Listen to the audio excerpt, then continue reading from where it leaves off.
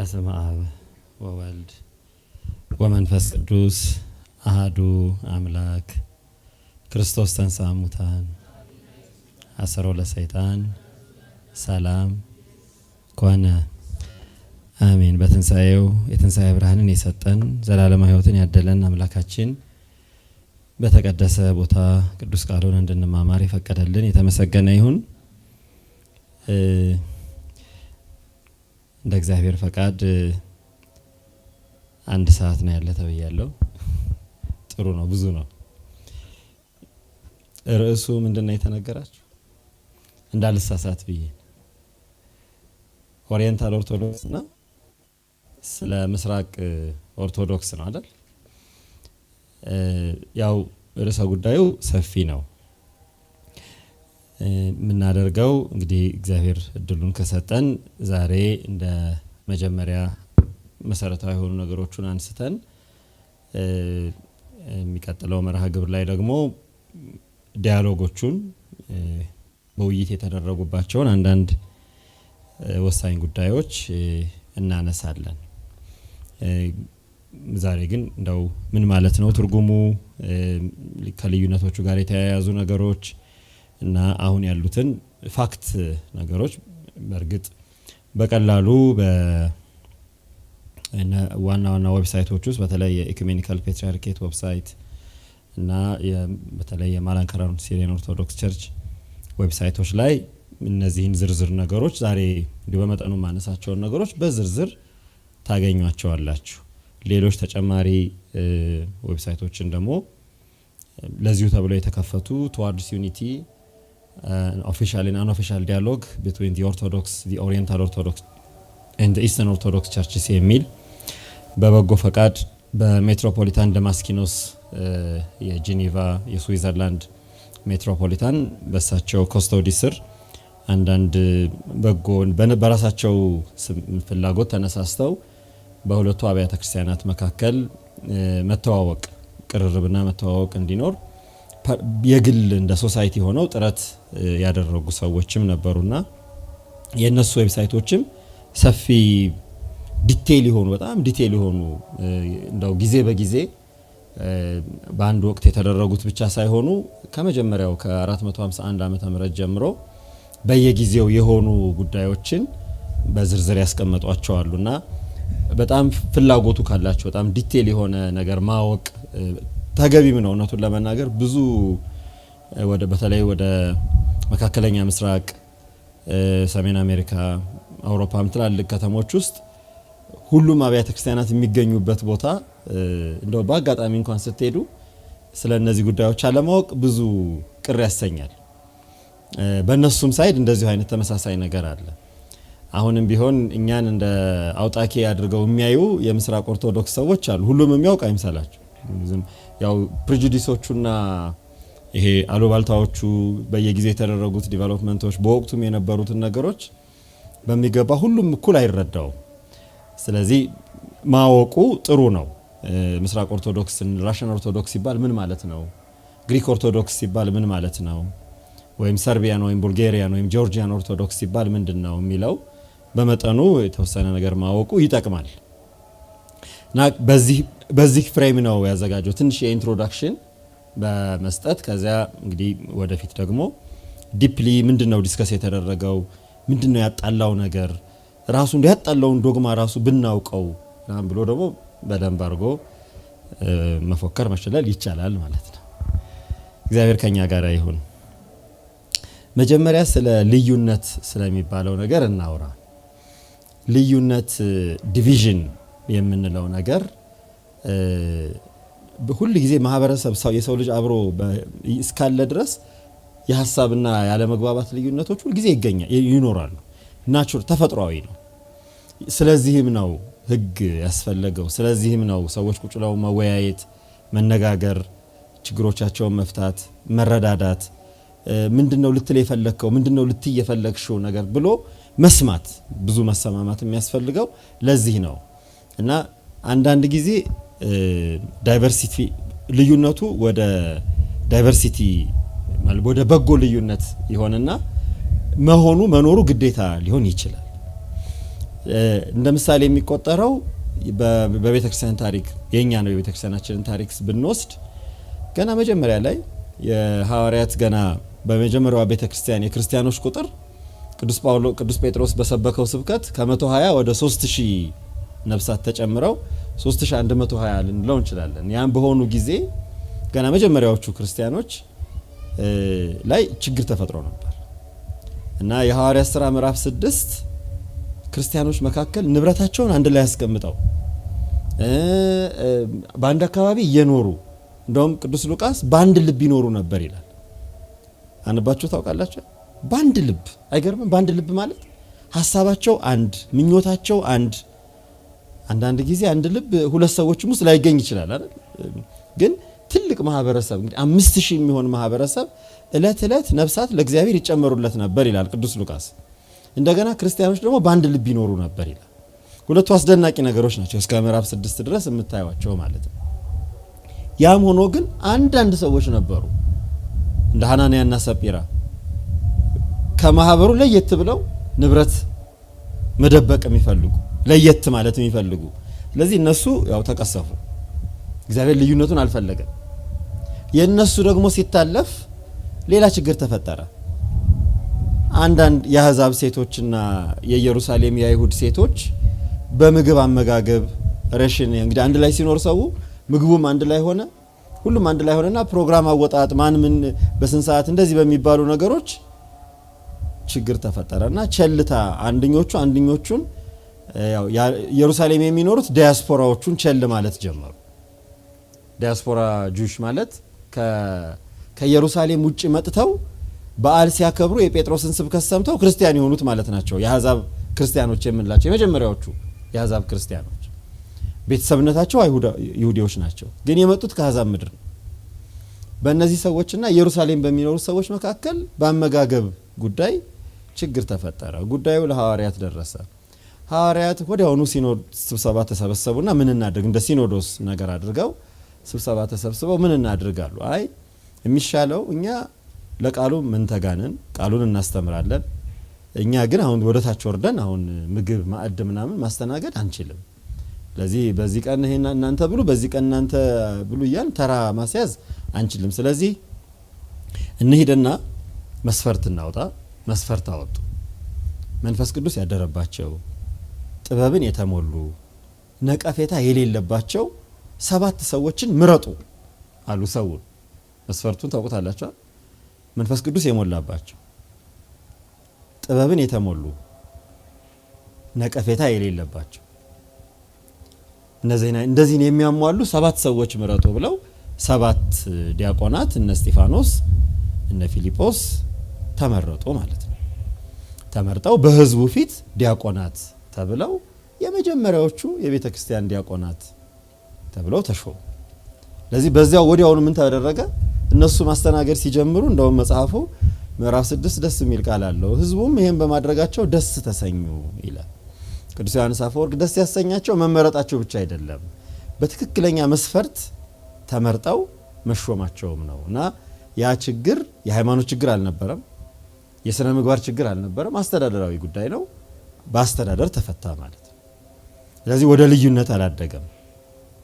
ትንሽ ቆይቶ ደግሞ በአንጾኪያ ባለች ቤተክርስቲያን ሌላ ችግር ተፈጠረ። ምዕራፍ 13 ላይ የምታገኙት ለሱ ደግሞ ራሱ መንፈስ ቅዱስ በዚያ የነበሩ አገልጋዮችን ነቢያትን ወደ እግዚአብሔር ጠርቶ ጳውሎስንና ወይም ሳኦልንና በርናባስን ለዩልኝ፣ እነሱን ሹሙልኝ አለ። እነሱ ተሾሙ፣ ማስተማር ጀመሩ።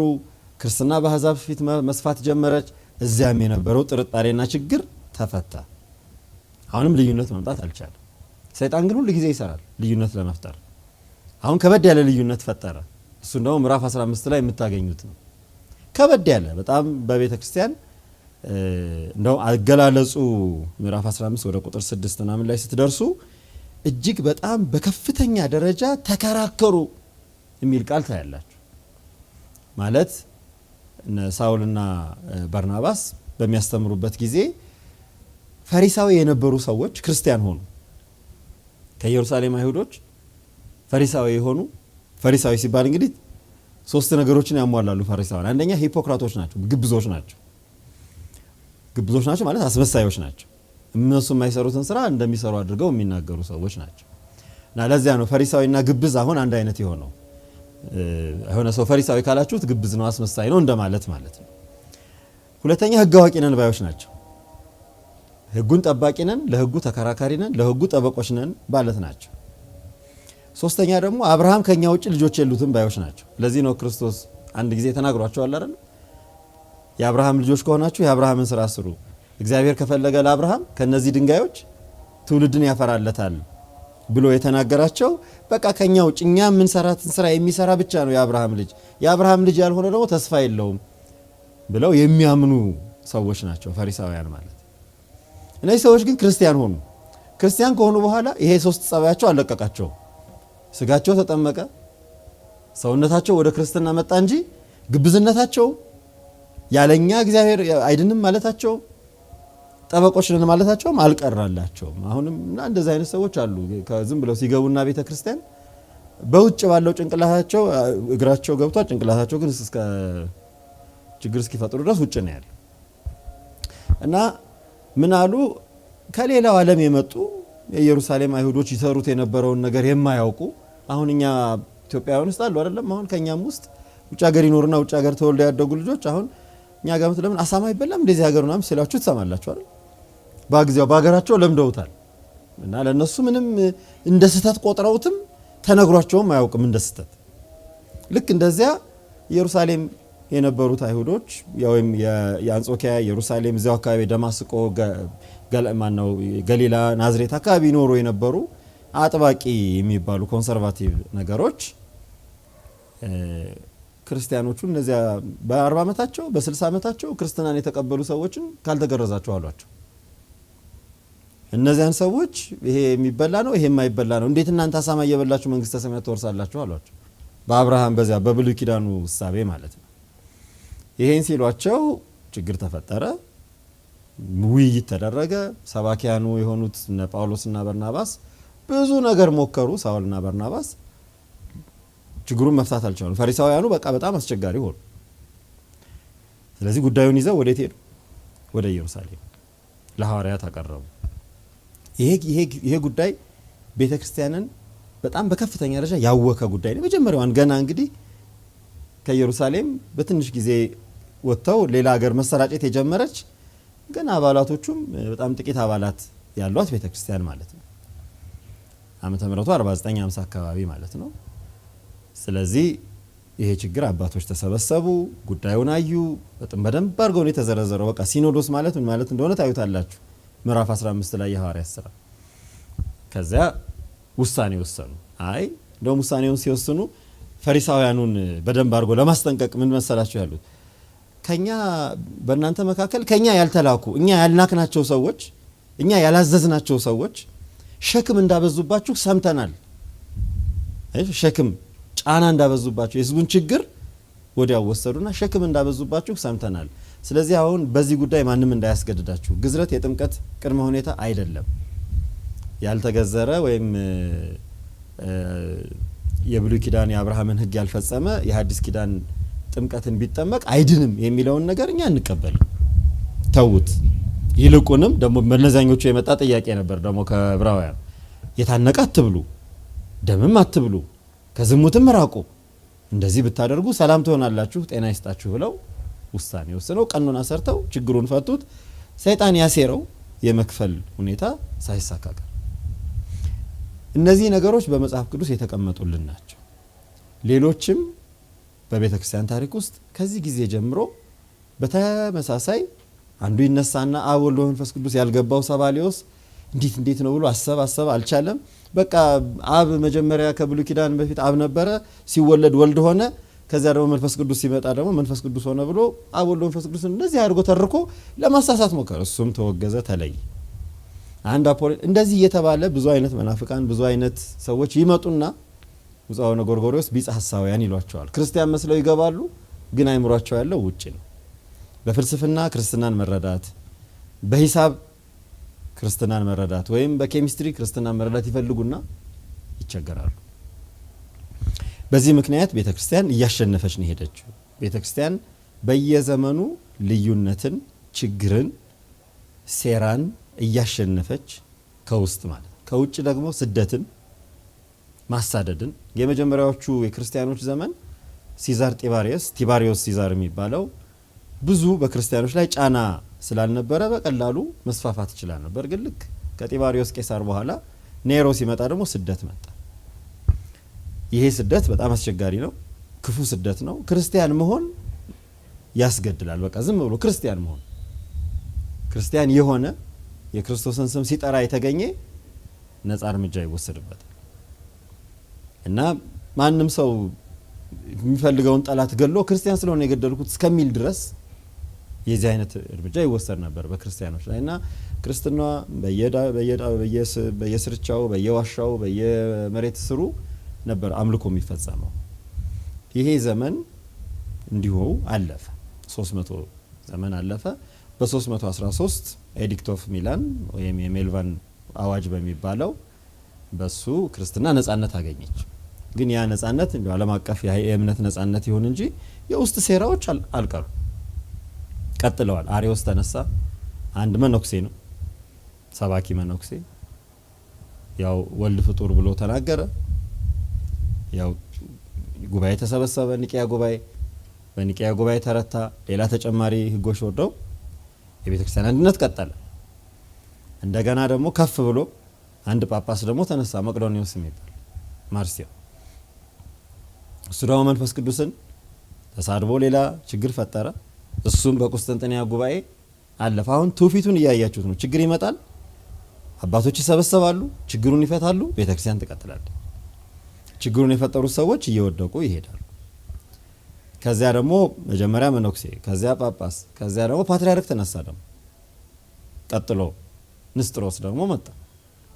እሱ ደግሞ ሌላ ችግር ፈጠረ።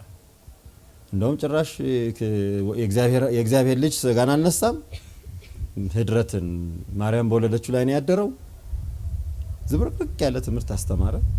እሱም ቤተክርስቲያን ፓትርያርክ ነው ብላ አልፈራችሁ። የቁስጥንጥንያ ፓትርያርክ ነው፣ ያው የትልቁ የንጉስ ቆስጠንጢኖስ ከተማ የዚያች ትልቅ ሀገር የባዛንታይን ፓትርያርክ። እሱም ወደቀ፣ ከመንበሩ ተሻረ፣ ትምህርቱም ተሻረ፣ ቤተክርስቲያን ቀጠለች። አሁን ከበድ ያለ መጣ።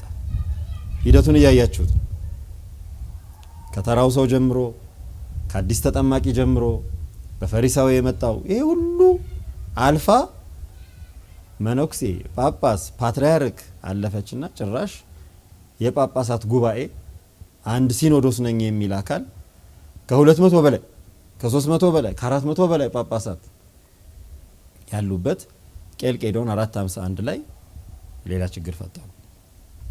ይሄ አሁን ለምናነሳው ምክንያት ሆነ። ቄልቄዶን ወይም ካልሴዶን 451 ዓመተ ምህረት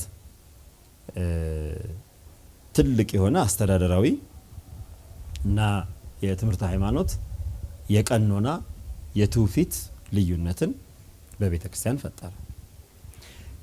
በዚህ ልዩነት ቄልቄዶናውያን የሚባለው ስያሜ ተፈጠረ። ካልሴዶኒያን ወይም ቄልቄዶኒያን ማለት የቄልቄዶንን ጉባኤ ውሳኔዎች የሚቀበሉ ማለት ነው። የቄልቄዶንን ጉባኤ የማይቀበሉ ደግሞ ከቄልቄዶን ጉባኤ በፊት ያለውን ብቻ የሚቀበሉ ተብለው ተለዩ።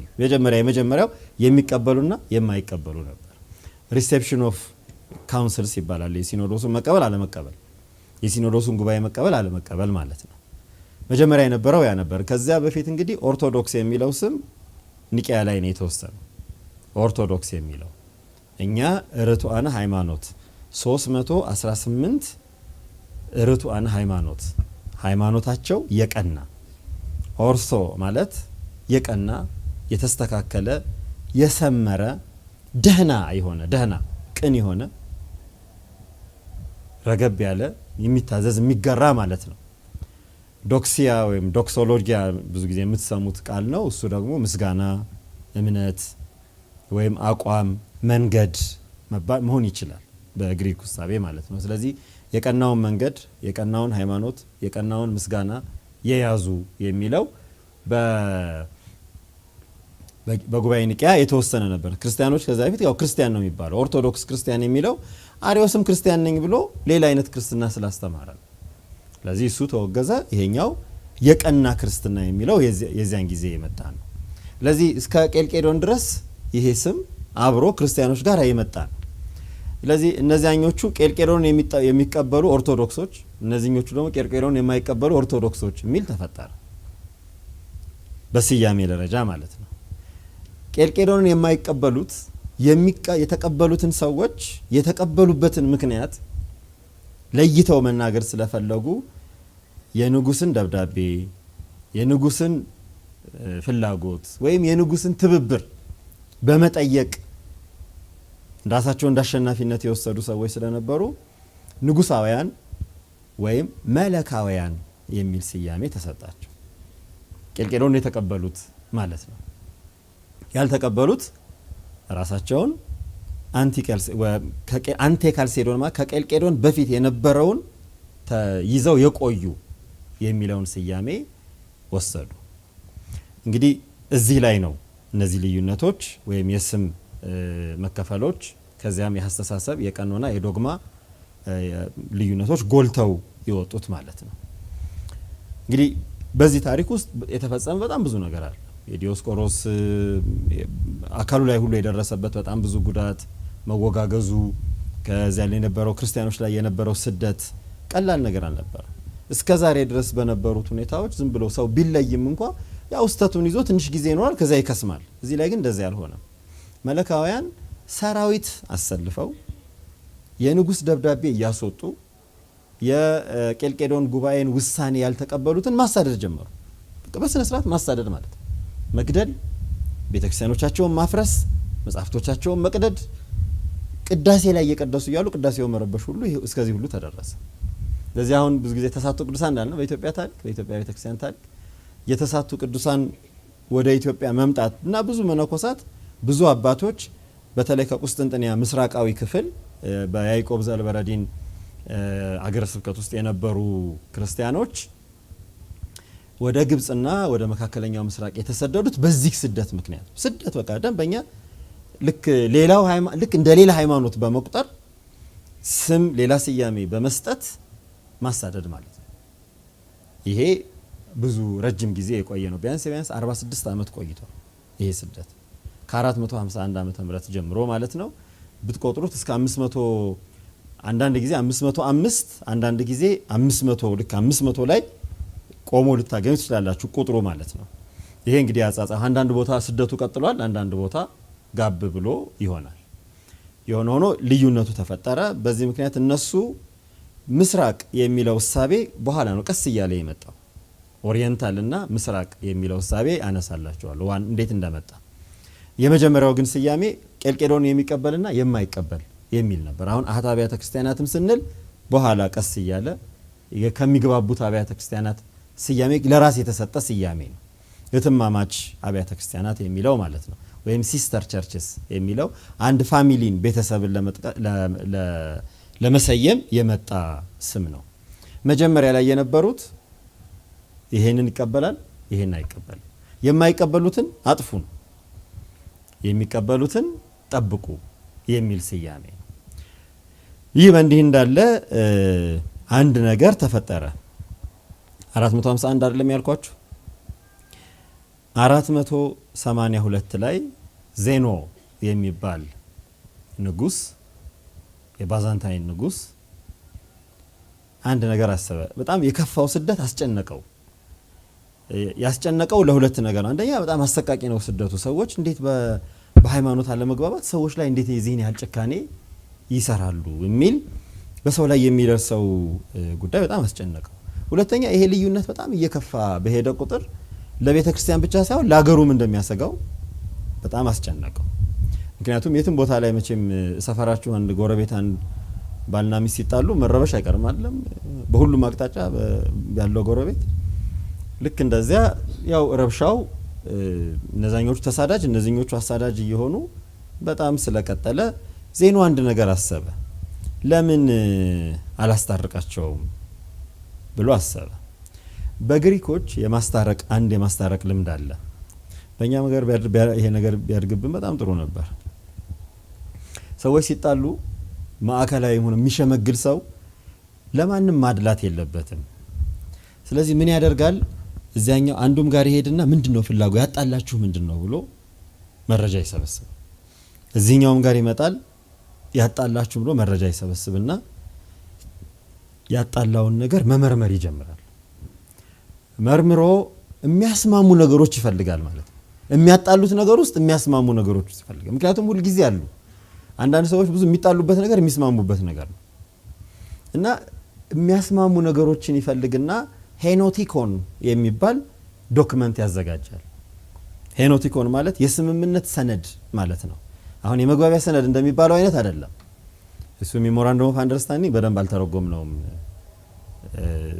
ግን ያኛው የስምምነት አክት ኦፍ ዩኒቲ ማለት ነው፣ ወይም the pact of unity እንደማለት ነው። ቀጥታ ሲተረጎም ሄኖቲኮን ይባላል። ሰዎች ሊስማሙባቸው የሚችሉ ማዕከላዊ ሐሳብ አዘጋጅቶ ያቀርባል እና ለነዚህም ይልካል። እስኪ ይህን ነገር ተመልከቱት፣ የሚታረም ነው፣ ሐሳቡን ብቻ ዝም ብላችሁ ተመልከቱትና የምትስማሙባቸውን ነገሮች እንስማማባቸዋለን በሉ፣ የማትስማሙባቸውን ነገሮች እስኪ ትንሽ ጊዜ እናቆያቸዋለን። የሚፈለገው የሚስማሙበት ነገር ማግኘት ነው። አሁን ሄኖቲኮን የሚፈለገው በሁለቱ ጠው በተፈጠረበት መካከል የሚስማሙበት ነገር ከተገኘ ያንን ነገር ቶሎ ብሎ ይዞ በሚስማሙበት ማቀራረብ፣ ከዚያ በኋላ የማይስማሙበትን ነገር እየተፋቀሩ ከመጡ ራሳቸው ይተውታል ብሎ ማሰብ ነው የሄኖቲኮን እሳቤ ማለት ነው። ያን አዘጋጀና ሞከረ፣ ግን አልተሳካለትም። በአጋጣሚ ዶክመንት ውስጥ እሱ ተረድቶትም ወይም ሳይረዳው አያድርገውም የታወቀ ነገር የለም። ኢንቴንሽናል ይሁን አንኢንቴንሽናል የሆነ ነገር ብቻ ለምዕራቡ ቤተክርስቲያን የተመቸ ሰነድ ሳይሆን ቀረ። በምስራቁ በኩል ባለ የምዕራብ ሲባል አሁን ግሪክን ጨምሮ ባዛንታይንን ጨምሮ ላቲንንም ማለት ነው፣ ካቶሊክ ቤተክርስቲያንንም ማለት ነው። በምስራቁ በኩል ደግሞ ጥርጣሬ ፈጠረ። ስለዚህ ሳይሳካ ቀረ። ይህን ዝርዝር የሚቀጥለው ጊዜ ያነሳላቸዋል ያልተሳካባቸውን ምክንያቶች ማለት ነው። ስለዚህ በዚህ የቄልቄዶን ጉባኤ በመቀበልና ባለመቀበል ሂደት ውስጥ አብያተ ክርስቲያናት ሁለት ግሩፕ ሆኑ ማለት ነው። ከኒቂያ ጀምሮ በቁስጥንጥንያም በኤፌሶንም አብረው የመጡ ከመጀመሪያዋ ቤተክርስቲያን የአሕዛብ የሕዝብ ሳይባባሉ በክርስቶስ አንድ አካል ሆነው የመጡ አብያተ ክርስቲያናት ሁለት ቡድን ሆኑ። ይሄ ቡድን አንደኛው ቡድን የምስራቅ የሚባለው፣ ሁለተኛው ደግሞ ምስራቅና ላቲን ባይዛንታይንና ላቲንን የያዘ ሆነ ማለት ነው። አሁን ልዩነት ውስጥ ትልቁ ችግር መሰላችሁ፣ ቶሎ ብሎ ሰው ልዩነቱን ቶሎ ካላከመ መራራቅ በራሱ የተለያዩ ነገሮች ተራርቆ እንዲያድጉ ምቾት እድል ይፈጥራል። መራራቅ መጠላላት ሌላ ጉዳይ ነው። ሳይጠላሉ እንደው ዝም ብሎ ሰዎች ተለያይተው በቦታ እንኳን ቢራራቁ የተለያዩ ነገሮች መፈጠር ይጀምሩና ልዩነት የበለጠ እየሰፋ ይሄዳል። በዚህ ጉዳይ ግን የተፈጠረው ምንድነው? መጠላላት ተፈጥሯል። አንዱ ማሳደር ተፈጥሯል። ለዚህ ሂደቱ በጣም የበለጠ በጣም ከመስፋቱ የተነሳ በሁለቱ አብያተ ክርስቲያን በሁለቱ ግሩፖች መካከል ሰፊ የሆነ ልዩነት እያደገ መጣ።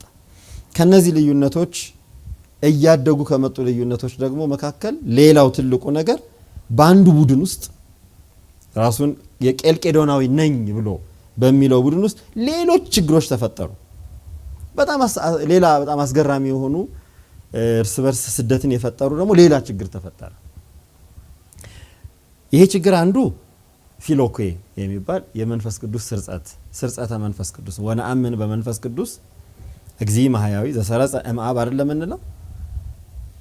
የሆነ የተወሰኑት ቡድኖች ለምን ከወልድስ ብለው ዘሰረጸ እምአብ ወወልድ የሚል ጨመሩ 590 ዓመተ ምህረት በኋላ ማለት ነው።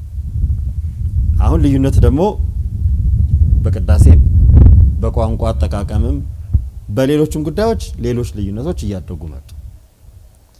ስለዚህ ይሄ ነገር ቀስ ብሎ በደንብ አድርጎ ይሄ የቄልቄዶንን ይቀበሉ የነበሩትን አብያተ ክርስቲያናት በደንብ ሰነጠቀና 1054 ዓመተ ምህረት ላይ ለይቶ ካቶሊክ ቸርች ላቲን ቸርች የምትባለው የላቲንን ቋንቋ መሰረት አድርገው ስርዓት አምልኳቸውንም ቅዱሳት መጻሕፍትንም ይቀበሉ የነበሩት የላቲን እንደገና ባዛንታይን ደግሞ ለብቻው ራሱን ከላቲን ለይቶ ኢስተርን ኦርቶዶክስ ብለው ራሳቸውን ለዩ።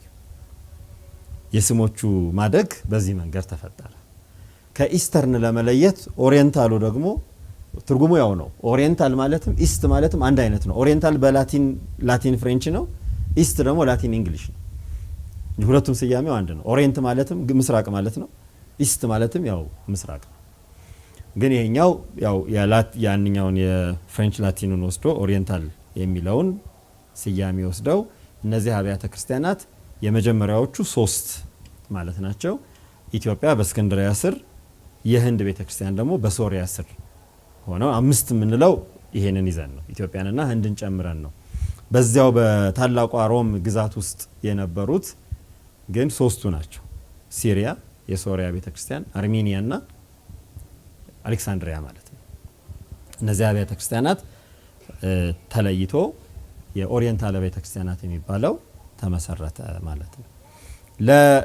ማለት ቀጠለ ማለት ነው። አሁን በእኛ ሐሳቤ በእኛ በኦሪየንታል ወይም ባህታ አብያተ ክርስቲያናት ሐሳቤ ሌሎቹ ከዚህ መስመር ወጡ እንጂ እኛ ከሌላ ነገር ላይ ከመጀመሪያዋ ቤተክርስቲያን ከመጀመሪያው በቄልቄዶን የመጣውን የቤተክርስቲያንን የኒቂያ ጉባኤንና የቁስጥንጥንያን የኤፌሶንን ጉባኤ ሞዲፋይ የማድረግ እዚያ ላይ የሆነ ነገር የመጨመር ነው የተቃወም ነው።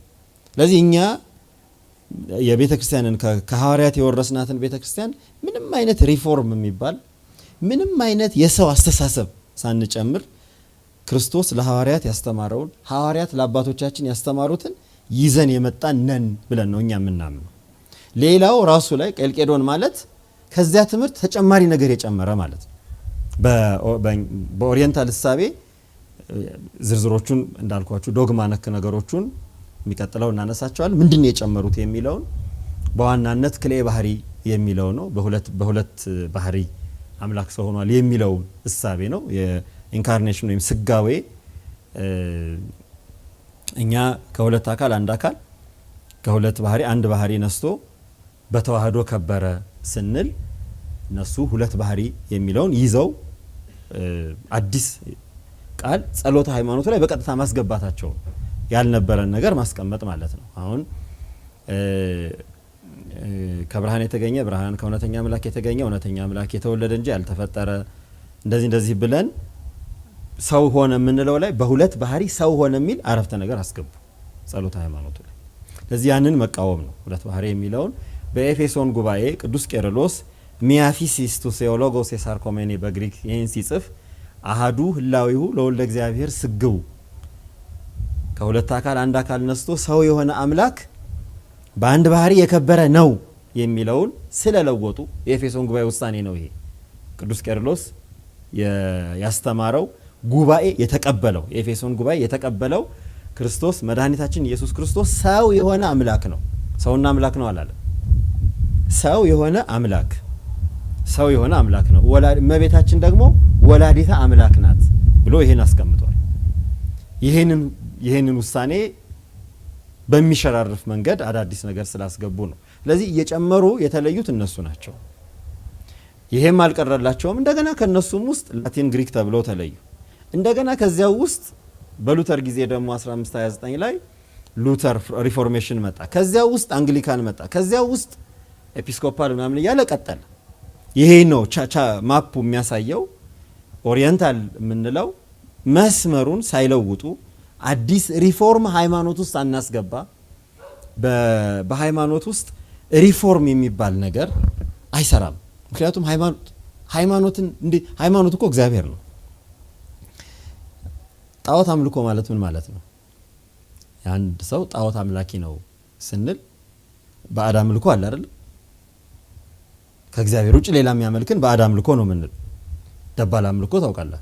ደባል ደግሞ ይሄም ሃይማኖቴ ነው ያም ሃይማኖቴ ነው እያለ የሚሰበስብ ነው። ብዙ ደባል ታውቃላችሁ?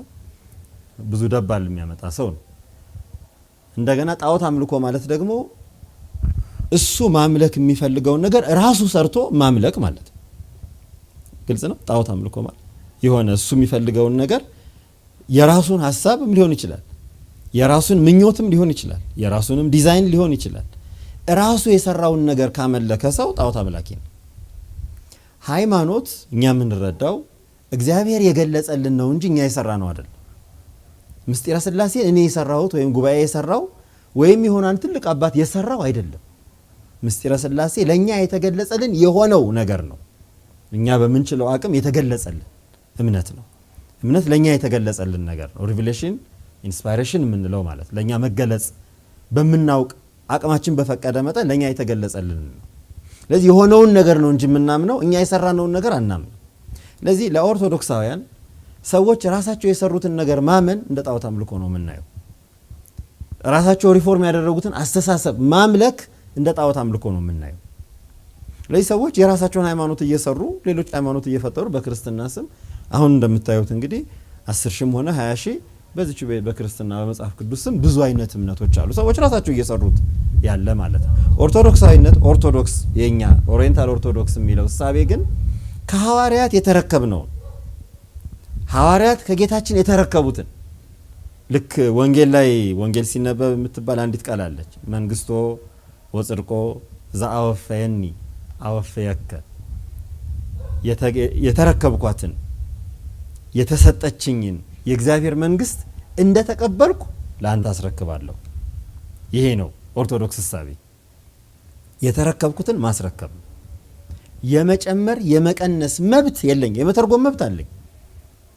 ከአማርኛ ወደ ግዕዝ፣ ከግዕዝ ወደ አማርኛ ወይም ወደ ሌላ ወደ እንግሊዝኛ፣ ወደ ሶማሌኛ፣ ወደ አፋርኛ መተርጎም መብት አለኝ። እዚያ ውስጥ ግን መጨመርና መቀነስ፣ እምነቱ ውስጥ መጨመርና መቀነስ አምልኮውንም የአምልኮውንም መሰረታዊ ነገር መጨመርና መቀነስ። ስለዚህ በዚህ ምክንያት ሌሎቹ እየተለዩ ሄዱ ነው። ይሄ ከሆነ በኋላ እንግዲህ ሌላው ትልቁ ጉዳይ እነዚህ አብያተ ክርስቲያናት እንዴት ኖሩ ነው። ለመጨረሻ ጊዜ በስምምነት አንድ ላይ የተቀመጥነው በኤፌሶን ነው። ከኤፌሶን በኋላ እኛ ከሌሎቹ ጋር አንተዋወቅ። ቄልቄሎን ላይ ተለያየን፣ በቃ ተለያየን፣ ተጣላን፣ አሳደዱን፣ በየቦታው ገደሉን። በቃ ይሄን የተፈጠረው መለካውያኑ እነዚህ አብያተ ክርስቲያናት ሶስቱ የመጀመሪያዎቹ የሶሪያ ቤተክርስቲያን በሙሉ ስም ስትጠራ የሶሪያ አንጾኪያ ኦርቶዶክስ ቤተክርስቲያን የሲሪያን ኦርቶዶክስ ቸርች ኦፍ አንቲዮክ ነው የምትባለው። የሶሪያ ቤተክርስቲያን እንግዲህ እንትኑን ለማሳየት ነው፣ ምን አይነት ሐዋርያዊ ስራ አለን የሚለውን እንድናየው ነው። የሶሪያ ቤተክርስቲያን የመሰረታት የሰበካት ቅዱስ ጴጥሮስ ነው። ቅዱስ ጴጥሮስ ከጌታችን እርገት ከጰራቅሊጦስ ዕለት ጀምሮ በኋላ እስከ 40 ዓመተ ምህረት ድረስ ከኢየሩሳሌም አንጾኪያ እየተመላለሰ ማስተማሩን ሁለት የታወቁ የዘመኑ ታሪክ ጸሐፊዎች ጽፈዋል። ሩፊኒስ የአቂላው ሩፊኒስ እና በኋላ ደግሞ ከሱም ከሌላም ጠይቆ የቂሳሪያው አውሳቢዮስ ቅዱስ ጴጥሮስ የሶሪያ ቤተክርስቲያን እንደመሰረተ ጽፏል። ክርስቲያኖችም ክርስቲያን የሚለውን ስያሜ ያገኙት በአንጾኪያ ነው፣ በሶሪያ ነው። ሶሪያ ሲባል በጣም ትልቋ እንደውም አንዳንድ ጊዜ ፓትርያርኩ ንግግሮቻቸው ላይ ሰምታችኋቸው ከሆነ ክርስቶስ የተናገረበት ቋንቋ ራሱ ሴሪያ ካራማይክ ነው ይላሉ። የክርስቶስን ቋንቋ የሚናገሩ ህዝቦች ብለው ይናገራሉ ሶሪያዎችን። ከዚያ ቀጥሎ አግናጤዎስ ምጥውለ አንበሳ ጌታችን በሚያስተምርበት ጊዜ በመንግስተ ሰማያት ትልቅ ማን ነው ብለው ሲጠይቁት እንደዚህ ህፃን ካልሆናችሁ መንግስተ ሰማያት አትገቡም ብሎ ያነሳው የልጅ በኋላ ጳጳስ ሆኖ የአንጾኪያ ቤተክርስቲያን ፓትርያርክ ሆኖ አግናጤዎስ በአሁኑ ጊዜ በሶሪያ ቤተክርስቲያን ፓትርያርኮች ሲሾሙ ስማቸው ላይ አስቀድሞ ማር አግናጤዎስ የሚል ስም ታገኛላችሁ። ካሁን በፊት የነበሩት አባት ብፁዕ ወቅዱስ ማር አግናጤዎስ ዛካ ኢዋስ ነበር የሚባሉት። አሁን ያሉት ደግሞ ብፁዕ ወቅዱስ ማር አግናጤዎስ ኤፍሬም ይባላሉ። ያንን ለማስታወስ ማለት ነው። ይሄን ስር መሰረት ይዘው ነው። ከዚያ ሌሎች በጣም ብዙ ታላላቅ አባቶች በቤተ ክርስቲያን ውስጥ የሚታወቁ ቅዱስ ኤፍሬም ሶሪያዊ፣ ያዕቆብ ዘነጽቢን፣ ያዕቆብ ዘስሩግ ከኛም አባቶች እና አባ ጰንጠሌዎን ወደ ኢትዮጵያ ከመጡት አብርሃም ሶሪ በጣም ብዙ አባቶች የሶሪያ አባቶች ናቸው። የሶሪያ ቤተክርስቲያን በዓለም ላይ እጅግ ጥንታዊቷ ብቻ ሳትሆን የክርስትና የስነ ጽሁፍና የሥርዓተ አምልኮ ማህደር ናት ትባላለች። እና ይቺ ቤተክርስቲያን ናት እንግዲህ በምስራቆቹም በኋላም ጊዜ በነበሩት ልዩነቶች ያሳደዷት ማለት ነው። ሁለተኛዋ አርሜኒያ ነች። አርሜኒያ ቤተክርስቲያን ያስተማሩት የሰበኩት ታዲዮስና በርቶሎሜዎስ ናቸው። አርሜኒያ ቤተክርስቲያን በዓለም ላይ አሁን ባለን እንግዲህ ያው እኛ በደም ስላላጠናን ነው እስካሁን ባለው መረጃ ግን በ301 ዓመተ ምህረት ክርስትናን የመንግስት ሃይማኖት ያደረገች ቤተክርስቲያን ናት እና በዓለም ክርስትናን ስቴት ሪሊጅን በማድረግ በ301 ዓመተ ምህረት ግሎባሊ የምትታወቅ ቤተክርስቲያን ናት። አርሜኒያ ከዚያ ባሻገር ብዙ የብሉይ ኪዳን ቅርሶችም በተለይ ከነ ኤልያስ ከነ ነብዩ ኤልያስ በነቢያት ዘመን በጣም ሰፊ ጉዞ ካደረጉ ነቢያት ውስጥ በብዙዎቹ የተጠቀሰች አገር ናት። በ301 ዓመተ ምህረት የመንግስት ሃይማኖት ስትደረግ ይሄን ያደረገውን አባት ጎርጎሪዮስ የሚባለው ልክ እንደኛ ሰላማ ከሳቴ ብርሃን እንዳልነው አርመኖችም ጎርጎሪዮስ ከሳቴ ብርሃን ነው የሚሉት። ቋንቋቸው አርሜኒያን ነው። ቅዳሴያቸውም ሁሉም ነገር የሚፈጽሙት በአርሜኒያን ቋንቋ ነው። አንዱ እንግዲህ ከጥንታዊ ከሚባሉት ሴሜቲክ ቋንቋዎች ውስጥ አንዱ አርሜኒያን ነው። ቅድስት አርሴማ በዚሁ ዘመን ነው። የቅድስት አርሴማም አንዱ ተጋድሎ ነው። አርሜኒያ የመንግስት ሃይማኖት ክርስትናን የመንግስት ሃይማኖት እንድታደርግ ምክንያት የሆነው ከሷ እረፍት ከሷ ሰማዕትነት በኋላ ድርጣድስ ወይም ቴሪዳተስ እሷን ለሰማዕትነት የዳረጋት ነው። እንግዲህ የመንግስት ሃይማኖት ያደረገው አንድ አይነት ሰው ነው እና እንግዲህ የዚህን ያህል ጥንታዊነቱ ምን ያህል ሰፊ እንደሆነ እንድናውቀው ነው። በእኛ ቤተ ክርስቲያን ከኢትዮጵያ ጋር አርሜኒያ በጣም ብዙ ትስስር አለን። አንዱ በተለይ አባ ጉባ የሚባሉት ከተሳቱ ቅዱሳን አንዱ አርሜኒያን ናቸው። ጉባ የሚለው ያጉብ የሚለው ነው። እኛ ጉባ ያልነው ያዕቆብ ለማለት ነው እንትኑ ማለት ነው ስያሜው። ሌላዋ ደግሞ የእስክንድሪያ ኮፕቲክ ቤተክርስቲያን ናት። የኮፕቲክ ቤተክርስቲያንም የመጀመሪያ መስራቿ ቅዱስ ጴጥሮስ ነው። ቅዱስ ጴጥሮስ ካስተማረ በኋላ ለቅዱስ ማርቆስ ሰጥቶታል። ቅዱስ ማርቆስ ደግሞ ቤተክርስቲያኒቱን በሰፊው አስፋፍቶ ብዙ አብያተ ክርስቲያናትን መስርቶ ብዙ ክርስቲያኖችን አፍርቶ ለቤተክርስቲያኑ አሁን መንበረ ማርቆስ እንድትባል ምክንያት ሆኗል። የግብጽ ቤተክርስቲያን ያው ብዙ ታሪካዊ ትስስር አላት ከጌታችንም ታሪክ ጋር በስደቱ የባረካት በነቢያትም እነ አብርሃም እነ ሙሴ እነ ያዕቆብ ወደ ግብጽ መሰደዳቸው ብዙ ነገሮች አሉ። ይሄ ሁሉ እንዳለ ሆኖ ከመጽሐፍ ቅዱስ መልክዓ ምድር ውስጥ ትልቅ ቦታ ካላቸው ሀገሮች አንዷ እስክንድሪያ ነች። የእስክንድሪያ ቤተክርስቲያንም የዚሁ ቤተሰብ አካል ናት። እስክንድሪያ ቤተክርስቲያን ያው ከኢትዮጵያ ጋር ደግሞ አንድ ቤተክርስቲያን ነን፣ ልዩነት የለም። በእኛና በእስክንድሪያ መካከል ከቋንቋ በስተቀር ልዩነት የለም። አረበኛና ግዕዝ ከመሆኑ ወይም ኮፕቲክና ግዕዝ ከመሆኑ ውጪ ሌላ ልዩነት የለም። የእስክንድሪያ አባቶች በሶስቱም ጉባኤ በኒቂያም በቁስጥንጥንያም በኤፌሶንም ትልቅ ተጋድሎ ያደረጉ አባቶች ናቸው። በቄልቄዶንም ዋናው ቅዱስ ዲዮስቆሮስ ይህንን እምነት ላይ የተጨመረን ነገር አንቀበልም በማለት ትክክለኛውን የሐዋርያት እምነት እንዲጠበቅ ያደረገ ትልቅ አባት ነው። እንግዲህ በእስክንድሪያ ስር የኢትዮጵያ ቤተክርስቲያን አለች። በሶሪያ ስር ደግሞ የህንድ ቤተክርስቲያን አለች። የህንድ ቤተክርስቲያን መስራቿ ቶማስ ነው። የኢትዮጵያ ቤተክርስቲያን መስራቿ ያው ጃንደረባው ነው። አታምኑም? በዚህ ይሄ ታሪክ የታወቀ ታሪክ ነው። የጃንደረባው ታሪክ በሁሉም አሁን ባነሳናቸው አብያተ ክርስቲያናት ሁሉ የታወቀ ነው። እንደውም ህንዶች የህንድ ቤተክርስቲያን ጃንደረባው ኢትዮጵያ ውስጥ አልሞተም ብለው ነው የሚያምኑት። ኢትዮጵያ ውስጥ ካስተማረ በኋላ ወደ ህንድ ሄዶ ደግሞ ሐዋርያዊ አገልግሎት እንደፈጸመ ይናገራሉ። ህንድ በሰማዕትነት እንዳረፈም አንዳንድ ጽሁፎች አሏቸው። የሆነ ሆኖ እነዚህ አብያተ ክርስቲያናትን ኦሪየንታል ኦርቶዶክስ አብያተ ክርስቲያናት እንላቸዋል፣ ወይም ደግሞ አህት አብያተ ክርስቲያናት። በእነዚህ አብያተ ክርስቲያናት መካከል በጣም ጥብቅ የሆነ ግንኙነት አለ።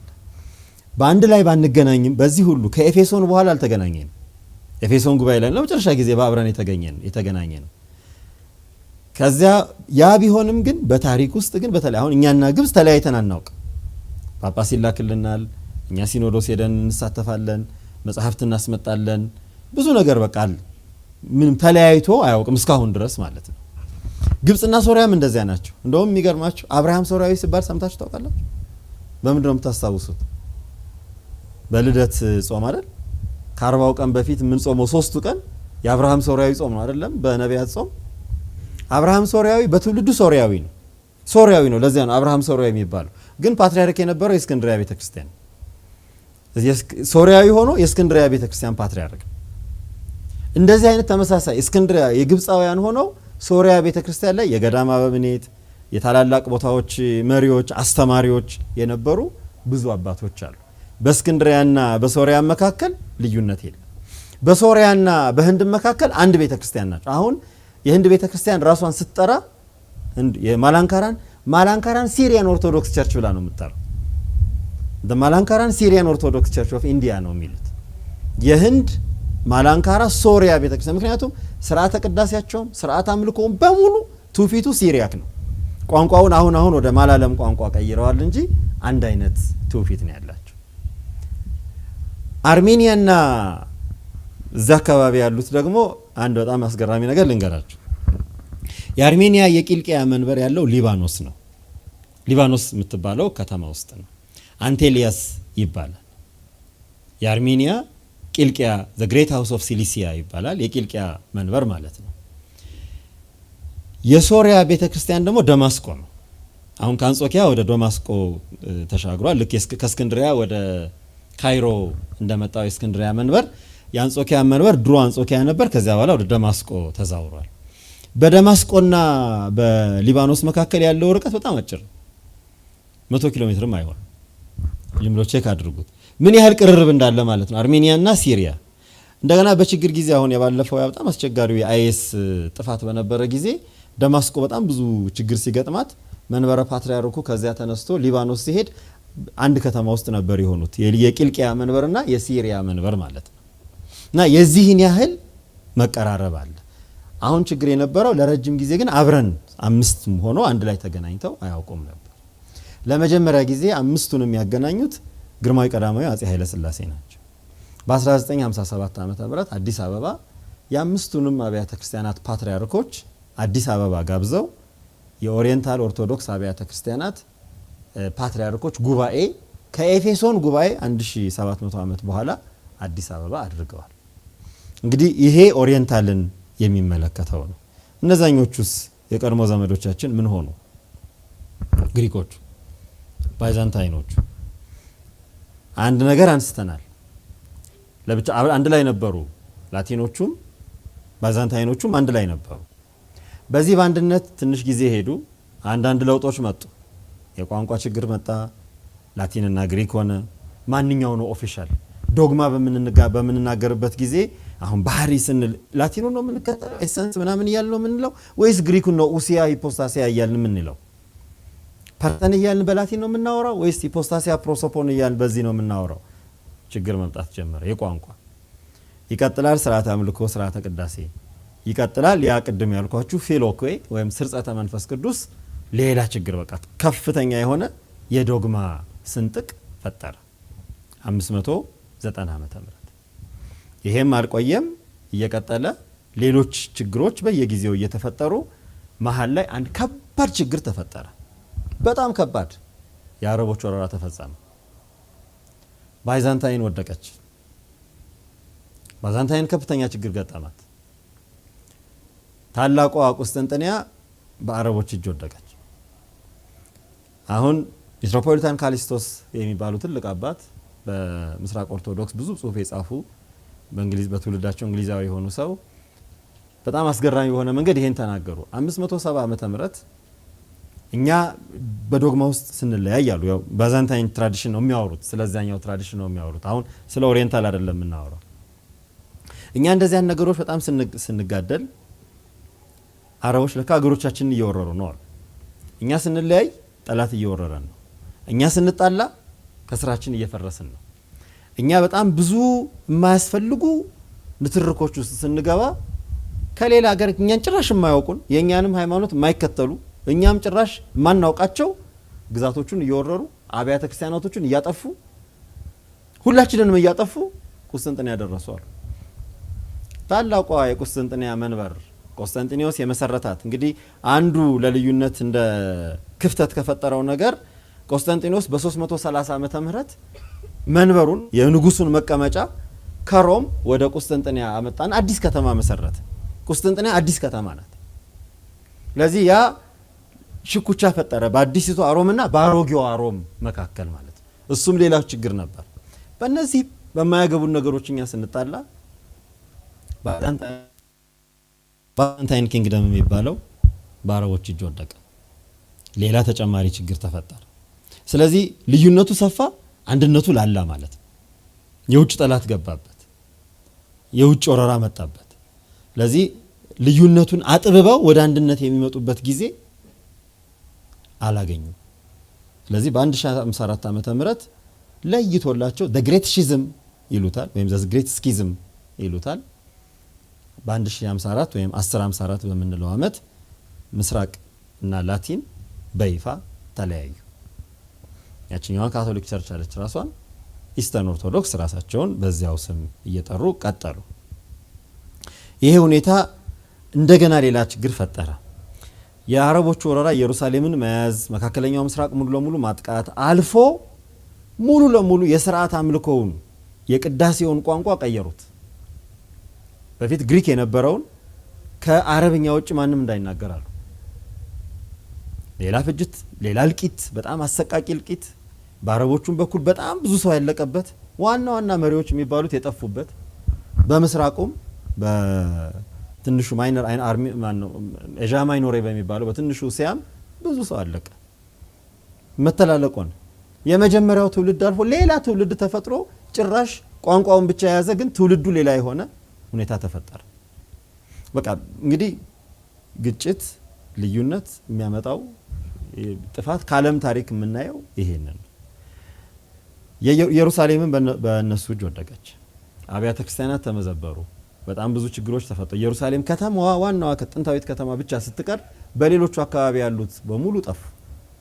ሲሪያ፣ ፓልሜራ፣ የጆርዳን አካባቢ ያሉ፣ ሊባኖስ አካባቢ ያሉ እነዚያ ጥንታዊ ቦታዎች በሙሉ በኢራቅ አሁን ፋርስ በምትባለው በእነዚህ ቦታዎች ሁሉ ያለው ክርስትና በሙሉ ጠፋ። ክርስትና በቃ ሙሉ ለሙሉ ከአረብ አካባቢ ተሰረዘ። እኛ ቅዱስ ካሌብ ናጅራን ድረስ ሄዶ የታደጋት ቤተ ክርስቲያን ሁሉ ጠፋች። የናጅራን ክርስቲያኖች የናጅራን ሰማዕታት ናግራን ሰማዕታት የምንላቸው የነሱ ሁሉ ታሪክ ተደመሰሰ። እና ይሄ እንግዲህ ዓለም ላይ ያየነው በታሪክ የተመዘገበው ገሃድ ሀቅ ነው። ይሄንን እንመልሳለን ወደ ነበረበት እንመልሳለን ብለው የመስቀል ጦርነት ተብሎ አዲስ ነገር ላቲኖቹ ፈጠሩ። የላቲን አብያተ ክርስቲያናት ከመንግስት ጋር ሆነው ሰፊ ኃይል አሰባስበው ኢየሩሳሌምን ለማዳን በሚል ከላቲን ተነስተው ኢየሩሳሌም እስኪደርሱ ድረስ ማንን ደፍጥጠው ሄዱ? ኦርቶዶክስ፣ የምስራቅ ኦርቶዶክስ የሚባለውን ደፍጥጠው ብዙ ቦታዎችንም እያጠፉ የሚመዘብሩትንም እየመዘበሩ እስከ ኢየሩሳሌም ድረስ በጣም ረጅም ዘመን የቆየ ከ100 ዓመት በላይ የቆየ የመስቀል ጦርነት ብዙ ሌላ ጥፋት አመጣ። ይህ ሁሉ መከራ ኦርቶዶክስ ላይ የደረሰ ግብጽ ኦርቶዶክስ፣ አሌክሳንድሪያን ኦርቶዶክስ፣ ሲሪያን ኦርቶዶክስ፣ ኢስተርን ኦርቶዶክስ፣ የመካከለኛ ምስራቅ ያሉ በጣም ትላልቆቹ ኦርቶዶክስ ቸርቾች ላይ ይሄ ሁሉ ደረሰ። ከዚያ በኋላ እንደገና ይሄም አላቆመም። ክሩሴድ ግማሹ በማሸነፍ ግማሹን በመሸነፍ ካሳለፈ በኋላ የመስቀል ጦርነት የኦቶማን ጊዜ ደግሞ እንደገና መጣ። ኦቶማን ደግሞ እንደገና ሌላ ኃይል ሆኖ ከስር መጣ። ትንሽ የነበረ ጎሳ ትልቅ ጎሳ ሆኖ አካባቢውን በሙሉ ተቆጣጠረ። እነዚህ አላቆሙ። በእነዚህ ሂደቶች ውስጥ ደግሞ እንዲህም እየሆነ ምስራቅ ኦርቶዶክስ ውስጥ ደግሞ የሚያድጉ አዳዲስ አብያተ ክርስቲያናት ተፈጠሩ። ከመጀመሪያዎቹ ኮንስታንታይን ወይም ቆስጠንጥንያ ከምትባለው ቤተክርስቲያን፣ አንጾኪያ ከምትባለው ቤተክርስቲያን፣ አሌክሳንድሪያ ከምትባለው ራሽያን ኦርቶዶክስ፣ ከዛ በኋላ በ19ኛው 20ኛው ክፍለ ዘመን ቡልጋሪያን ኦርቶዶክስ፣ ሰርቢያን ኦርቶዶክስ፣ ጆርጂያን ኦርቶዶክስ፣ ሩሜኒያን ኦርቶዶክስ፣ ሞልዶቫ እነዚህ እየተባሉ ማደግ ቻሉ። በአሁኑ ጊዜ በምስራቅ ኦርቶዶክስ ስር 14 ኦቶሲፋለስ ወይም ራሳቸውን የቻሉ በፓትሪያርክ ወይም በሊቀ ጳጳሳት የሚመሩ ሊቀ ጳጳሳት ማለት ፓትሪያርክ ማለት ነው። 14 ሙሉ ለሙሉ ኢንዲፔንደንት የሆኑ አብያተ ክርስቲያኖች አሉ። ይሄ የቤተ ክርስቲያን የምስራቅ ኦርቶዶክስ የምንለው በአብዛኛው አንድ አይነት ጥምረት ማለት ስርዓተ ቅዳሴው አንድ አይነት፣ ስርዓተ አምልኮ አንድ አይነት፣ ዶግማው አንድ አይነት፣ ሃይራርኪው አንድ አይነት፣ አውቶሲፋለስ ቢሆኑም ሃይራርኪው አንድ አይነት ምን ማለት እንደሆነ ማለት ነው። ይሄ ነው አጠቃላይ ብዛታቸው። ትልቋ ራሻ ኦርቶዶክስ ናት። በኦሪየንታል ሳይድ ትልቋ ኢትዮጵያ ኦርቶዶክስ ናት። በእነሱ ሳይድ አጠቃላይ ድምሩ 220 ሚሊዮን ናቸው። አሁን ያለው ራፍ ኦርቶዶክስ ስቲሜሽን ማለት ነው። 220 ሚሊዮን ማለት በጣም ትልቅ እንዳይመስላችሁ፣ በጣም ትንሽ። ከ14 በላይ ኦቶሲፋለስ ኦርቶዶክስ ቸርቾች ተደምሮ ያውም ትልቁ ከራሻ ኦርቶዶክስ ተደምሮ ያለው ቁጥር 220 ሚሊዮን ነው። የኛ ስንት ይመስላችኋል? ኦሪየንታል ኦርቶዶክስ ተደምሮ እንደው ገምቱ ብትባሉ 80 ሚሊዮን አንሞላም። ገብቷችኋል? 80 ሚሊዮን አንሞላም። ያም ትልቁ የኢትዮጵያ ቤተክርስቲያን ናት። ኮፕቲክ ኦርቶዶክስ ከ10 ሚሊዮን በታች ናት። አርሜኒያን ኦርቶዶክስ ከ7 ሚሊዮን በታች ናት። ኢንዲያን ማላንካራን ኦርቶዶክስ ከ1.5 ሚሊዮን በታች ናት። ሲሪያን ኦርቶዶክስ ከ1 ሚሊዮን በታች ናት። ስለዚህ ይሄ ነው ኦርቶዶክስ። እንግዲህ ፒክቸሩ የአጠቃላይ ስለ ኦርቶዶክስ ያለን ፒክቸር ይሄ ነው። በዚህ የቡድን እንግዲህ ዛና ዚህ ተባብለን ብንሆንም ልዩነታችን ቄልቄዶን የፈጠረው ዶክትሪናል ኢንሰርሽን አንዱ ነው። ዶክትሪን አንዳንዴ ነው ዝም ብለው እኮ በዚህ እኮ አንድ አይነት ነው ምናምን ሲባል ዶክትሪንን ሚስ እናደርጋለን። የዶግማ ልዩነት አለ። ያ ልዩነት በውይይት የሚቀጥለው በደንብ አነሳላችኋል። ምን ያህሉ በውይይት ተፈቷል፣ ምን ያህል ቀርቷል የሚለውን በፊርማ ሁሉ የተረጋገጡ ጉዳዮች አሉ። ልዩነት የተፈታባቸው በውይይት ኦልሞስት ከ1960 ዓመተ ምህረት በኋላ ጀምሮ ሰፊ የሆነ በጣም በየአመቱ የሚደረግ አነሳላችኋለሁ። በሱ ነው መደመደመው የዶክትሪን ጉዳዮች አሉ። ሁለተኛው ሪሴፕሽን ኦፍ ካውንስልስ ልዩነት አለ። እኛ የምንቀበለው ኦሪየንታል ኦርቶዶክስ ሶስቱን ጉባኤ ብቻ፣ ኒቂያ፣ ቆስጠንጢንያና ኤፌሶን። እነሱ ምን ይፈልጋሉ? እኛን አባረው እኛን አሳደው የተሰበሰቧቸው 7 ጉባኤዎች አሉ፣ ሶስቱን ጨምሮ ማለት ነው። እነሱንም እንድንቀበል ይፈልጋሉ። ይሄን ደግሞ እኛ ያልነበርንበትን አንቀበልም ነው አንዱ የዲያሎግ ሁኔታ። ሶስተኛው አስተዳደራዊ ልዩነት ነው። አድሚኒስትሬቲቭ የሴንተር ወይም የጁሪዲክሽን ልዩነት የምንለው ማለት ነው። ለምሳሌ እስክንድሪያ 3 ፓትሪያርክ አለ። የግሪክ ኦርቶዶክስ ፓትሪያርክ አለ። የኮፕቲክ ኦርቶዶክስ ፓትሪያርክ አለ። የኮፕቲክ ካቶሊክ ፓትሪያርክ አለ። ካቶሊኩም እንኳን ብንተው 2 ፓትሪያርክ አለ ማለት ነው። ኢስተርን ኦርቶዶክስ ፓትሪያርክ እና ኦሪየንታል ኦርቶዶክስ ፓትሪያርክ። ሲሪያም እንደዚያው፣ አርሜኒያ ማነው ኢንዲያም እንደዚያው ነው። የሌለው እኛና አሁን እኛ ጋር ያውታ ያላችሁ አይደለም፣ የኛን ልብስ የኛን ቅዳሴ እኛ ምናምን መልበስ ማለት ነው። ልክ እንደዚህ አድርጎ ዱፕሊኬት የማድረግ ሂደቶች እኛ ጋር ብቻ አይደለም። ግብጽም አለ፣ አርሜኒያም አለ፣ ኢንዲያም አለ፣ ሲሪያም አለ። ይሄን ይሰራሉ ካቶሊኮቹ ማለት ነው። ኢስተርኖቹ የራሳቸውን ትራዲሽን ነው የሚከተሉት። ይሄ አድሚኒስትሬቲቭ ጉዳይም አንዱ ልዩነት ነው። ሌላው በጣም ማይነር ተብሎ የሚቆጠረው የካልቸራል ፖለቲካል ልዩነት ነው። ከካልቸርና ከፖለቲካ በቃ ያው ግሪክ ቋንቋችን እኛ የበላይነን እንደዚህ የሚሉ ነገሮች እንዳሉ ሆነው ማለት ነው። ይሄ ልዩነት እንዳለ ደግሞ ተመሳሳይነቶች ደግሞ በጣም ጥብቅ ተመሳሳይነቶች ደግሞ አሉ። ለምሳሌ ዋናዎቹን ላንሳ። ሶስቱን ጉባኤያት በጣም በከፍተኛ ደረጃ በመጠበቅ አንድ አይነት ነው አቋም። ኒቂያ፣ ቆስጠንጢንያና ኤፌሶንን ማለት ነው። ያው የጨመሩት እንደተጠበቀ ሆኖ ግን በሶስቱ ላይ ያለው አቋም አንድ አይነት ነው። በመጽሐፍ ቅዱስ በቅዱስ ትውፊት ቅዱሳንን በማክበርና እመቤታችንን በማክበር ሁሉንም ምስጢራት በመቀበል ሁሉንም ምስጢራት እንዳሉ ልክኛ እንደምንቀበለው መቀበል ማለት ነው። 7ቱን ምስጢራት ስርዓት አምልኮ፣ ቅዳሴ፣ በቅዱስ ሥጋውና በክቡር ደሙ፣ በዓላትን በማክበር ቀኖናትን በመጠበቅ እነዚህን በመሰሉ ነገሮች ደግሞ ብዙ ተመሳሳይ ነገሮች አሉን።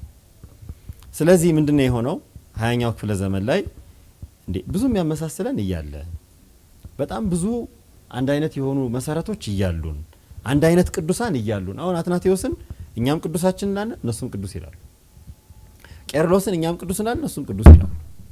ዮሐንስ አፈወርቅንም እንደዚያው ልክ እንደዚህ ማለት ነው። እነዚህን አይነት ቅዱሳንንም በጣም የምንወዳቸውን ቅዱሳን በጋራ ቅዱስ ኤፍሬም ስንል ቅዱስ ኤፍሬም ይላሉ። ገዳማዊ ሕይወት፣ ስርዓተ ምንኩስና እነዚህ ነገሮች ብታዩ በጣም የምትደነቁት። አንዳንዶቹ የገዳማዊ ሕይወት እንደውም ቃላቶችና አስተሳሰቦች የጋራ ናቸው። አሁን ይሄ ቆብ ቅናት፣ ቀሚስ እንደዚህ የሚባሉ የሥርዓተ ገዳም አመሰራረት ሁሉ አንድ አይነት ነገሮች አሉ። ስለዚህ መጀመሪያ ቀደም እንዳልኳችሁ እንደዚህ እንደው ትንሽ ገለጥ ያለ ሐሳብ ያላቸው ቴዎሎጂያን እና በጎ ሰዎች በ1964 በፈረንጆች አቆጣጠር የመጀመሪያውን አን ኦፊሻል ኮንሰልቴሽን ዲያሎግ አይደለም፣ ዲያሎግ ሳይንስ ብሎ ኮንሰልቴሽን ማለት ምክክር ወደ ጥብቅ ያለ ወደ ዲያሎግ የገቡት ቀስ እያሉ ነው። አን ኦፊሻልም ቢሆን አሁን ኦፊሻል አይደለም፣ አን ኦፊሻል ዲያሎግ አን ኦፊሻል ኮንሰልቴሽን በ1964 ዓመተ ምህረት ጀመሩ። በዚህ አን ኦፊሻል ኮንሰልቴሽን በአርሆስ ዴንማርክ እና የተወሰነ ጊዜ ደግሞ ጄኔቫ ምን አይነት ነገር ማመቻቸት ቻሉ? ልንወያይ የምንችልባቸውን ነገሮች ማመቻቸት ቻሉ። ከዛ በኋላ በ1967 ዓመተ ምህረት በይፋ በብፁዕ ቅዱስ አቡነ ቴዎፍሎስ በነበሩበት የዓለም አብያተ ክርስቲያናት ጉባኤ እንደ ኮንሰልቴሽን ሴንተር ተወስዶ በብሪስተን በ1967 ዓመተ ምህረት ኦፊሻል የሆነ ዲያሎግ ተጀመረ። በይፋ ውይይት እና ውይይቱ ሲደረግ በማባበል አይደለም የተጀመረው። በጣም የሚያስገርማችሁ ነገር ቀጥታ የተለያየንበት ነገር ላይ ነው መወያየት የጀመሩት።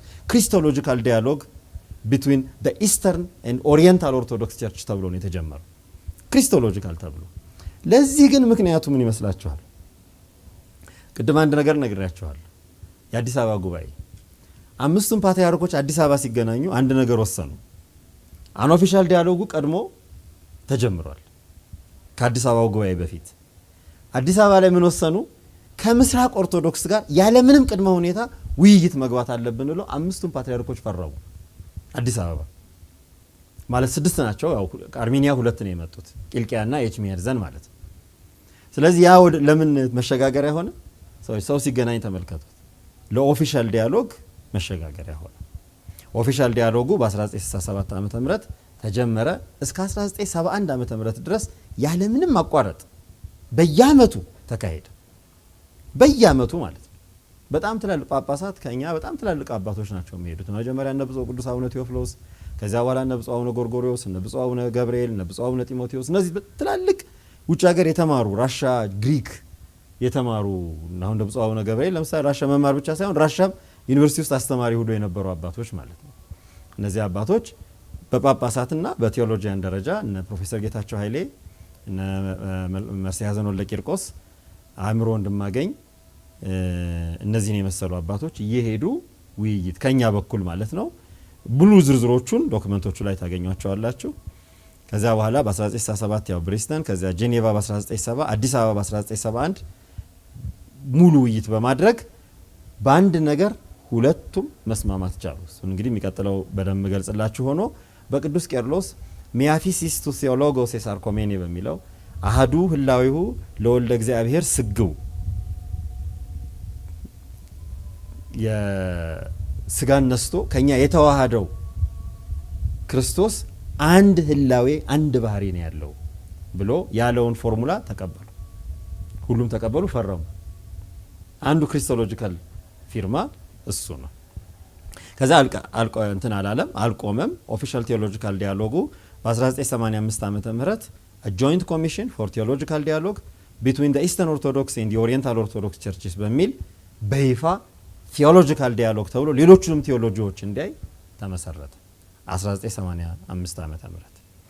በ1989 ዓመተ ምህረት የጆይንት ኮሚሽኑ የመጀመሪያውን አግሪድ ስቴትመንት ማለት በይፋ የምንስማማበት ሰነድ ብለው ሴንት ቅዱስ ቢሾይ ገዳም ግብጽ ማለት ነው ተፈራረሙ። አግሪድ ስቴትመንት ኦን ክሪስቶሎጂ ስቴትመንት ኦን ክሪስቶሎጂ በነገረ ስጋዌ ላይ ያልተስማሙባቸው እንዳሉ ሆነው የተስማሙባቸውን ረጅም ጊዜ እንግዲህ ያስቡት። ስንት ዓመተ ምህረት? 67 አይደል? ከ67 ከ20 ዓመት በኋላ ማለት ነው እስከ 89 ድረስ ቆይቶ ኦልሞስት ከ22 ዓመት በኋላ አንድ ጆይንት ስቴትመንት መፈረም ቻሉ። የጋራ የሆነ ሁላችን የሚያግባባን። ለምሳሌ ክርስቶስ ሰው የሆነ አምላክ ነው። በቃ ይሄን መካድ አንችልም። ክርስቶስ ድህነትን ፈጽሞልናል። ያለ ክርስቶስ ድህነት ሊፈጸምልን አልቻለም ነበር። ስለዚህ በእርሱ ድህነትን አግኝተናል። እነዚህ የሚሉ በጣም አስገራሚ የሆኑ ውይይቶችና በሙሉ ስምምነት መፈረም ቻለ። በ1990 የሁለተኛው ሰከንድ አግሪድ ስቴትመንት በኦርቶዶክስ ኢኩሜኒካል ሴንተር ሻምፔዜ ስዊዘርላንድ ተፈረመ 1990 ዓመተ ምህረት። በ1993 ዓመተ ምህረት ይሄን ቢያንስ የተስማማንባቸውን ለምእመናን ለቤተክርስቲያን አባቶች ለቤተክርስቲያን መግለጽ በሚል ካምፔኖች ጀመሩ። ከዚያ ባሻገር ፓስቶራል ዶክመንቶችን ደግሞ ማለት በስርዓት አምልኮ በምእመናን ህይወት ውስጥ መስራት ያለብንን ነገሮች እንስራ። ለምሳሌ በህፃናት ማሳደግ፣ አረጋውያን መጦር፣ ማህበራዊ አገልግሎቶች ውስጥም እንሳተፍ፣ አብረን እንስራ። ስለዚህ IOCC የሚባል ኢንተርናሽናል ኦርቶዶክስ ቻሪቲ ኮሚሽን የሚባል አንድ የኢስተርን ኦርቶዶክስ ቻሪቲ ልክ እንደኛ ልማት ኮሚሽን እንደምንለው ቻሪቲ ኮሚሽን ነበር። በዚህ ቻሪቲ ኮሚሽን አማካኝነት ፈንዶችን እያሰባሰቡ ኦሪየንታል አብያተ ክርስቲያናትን መርዳት። ከዚያ በመቀጠል በዚህም አልቆመም። ኢንዲቪጁዋል ቴዎሎጂያኖችን በጣም በሳል ቴዎሎጂያኖችን ኮሚሽን በማድረግ አንዳቸውን እንዲያጠኑ ማድረግ። የምስራቅ ኦርቶዶክስ አባላት የኢስተርን ኦርቶዶክስን የኦሪየንታል ኦርቶዶክስን እንዲያውቁ፣ የኦሪየንታል ኦርቶዶክስ አባላት ደግሞ ኢስተርን ኦርቶዶክስን እንዲያውቁ የማድረግ እርስ በርስ የመተዋወቅ ስራዎች አሁን ያሉትና አሁን በተደጋጋሚ እንግዲህ በተለያየ ጊዜ የምናደርጋቸው ውይይቶች በአብዛኛው ቀደም ሲል የተስማሟቸውን ውሳኔዎች ወደ ተግባር መለወጥ የሚቻለውን ያህል አሁን እንዳልኳችሁ ለምሳሌ ኢትዮጵያ ቤተክርስቲያን በሌለበት ቦታ ምእመናን ማስቀደስ ቢፈልጉ ካህን ካለ የግሪክ ኦርቶዶክስ ወይም ኢስተርን ኦርቶዶክስ ቤተክርስቲያንን እነሱ በማይቀድሱበት ጊዜ እነሱ ቤተ መቅደስ ውስጥ የኛ ካህናት ገብተው እንዲቀድሱ፣ አንዳንድ መንፈሳዊ አገልግሎቶችን እንዲሳተፉ፣ ጉዞዎችን አሁን ገዳማትን በተለይ ማውንት አቶስ በአቶስ አካባቢ ያሉ ገዳማትን፣ በሲሪያና በአሌክሳንድሪያ አካባቢ ያሉ የምስራቅ ኦርቶዶክስ ገዳማትን እንዲያዩ ማድረግ። እንደ ራሻን ኦርቶዶክስ ደግሞ የትምህርት በራሻን ኦርሜኒያን እና ግሪክ ቤተክርስቲያን ጋር ደግሞ የትምህርት እድል የኛ አባቶች ግሪክ ሄደው እንዲማሩ፣ የኛ አባቶች ራሻ ሄደው እንዲማሩ፣ ሩሜኒያ ሄደው እንዲማሩ። ብፁዕ አቡነ ገሪማ እኛን ቀኖና ያስተማሩን ዶክተር ሐዲስ ሩሜኒያን ኦርቶዶክስ ነው የተማሩት። አቡነ ገሪማ፣ አቡነ ጢሞቴዎስ፣ አቡነ ሉቃስ ራሻን ኦርቶዶክስ ሄደው ነው እና በጣም ብዙ ሊቃውንት ራሻ ኦርቶዶክስ ሄደው ሁለት ቴዎሎጂካል ሴሚናሪዎች ሞስኮ ቴዎሎጂካል ሴሚናሪ እና ቅዱስ ቄርሎስ ፒተርስበርግ የቴዎሎጂካል ሴሚናሪ ሄደው መማር ቻሉ። እንደገና ሌሎቹ እነ ብፁዕ አቡነ ጎርጎሪዮስ እና በኋላ ብፁዕ አቡነ መልከጼዴቅ በፊት አባ ሀብተ ማርያም ይባሉ በነበረ ጊዜ እነዚህ አባቶችም ግሪክ ሄደው ተምረዋል። ስለዚህ የትምህርት ግንኙነቶችን ማድረግ በእኛ በሌሎቹም ልክ ይሄ ነገር በሰፊው ተደርጓል። ከዚህ ባሻገር የመጨረሻው ያው ለመደምደሚያ እንዲሆነን በዓለም አብያተ ክርስቲያናት ጉባኤ 25% ሲት ያላቸው የኦርቶዶክስ አብያተ ክርስቲያናት ዓለም አብያተ ክርስቲያናት ስንገኝ አንድ ሲት ነው ያለ እና አንድ ሞዴሬተር እንመርጣለን በተርን ማለት ነው። ኦርቶዶክስን የሚወክል እንደ ኦርቶዶክስ ማለት ነው። ኢስተርን ኦርቶዶክስንም ኦሪየንታል ኦርቶዶክስንም ግን ቶታል ቁጥራችን አንድ ላይ ሆኖ የዓለም አብያተ ክርስቲያናትን 25% ቮቲንግ በጋራ ኢስተርን ኦርቶዶክስ ኦሪየንታል ኦርቶዶክስ በሚል ነው የያዝነው። ለዛሬ ይበቃል።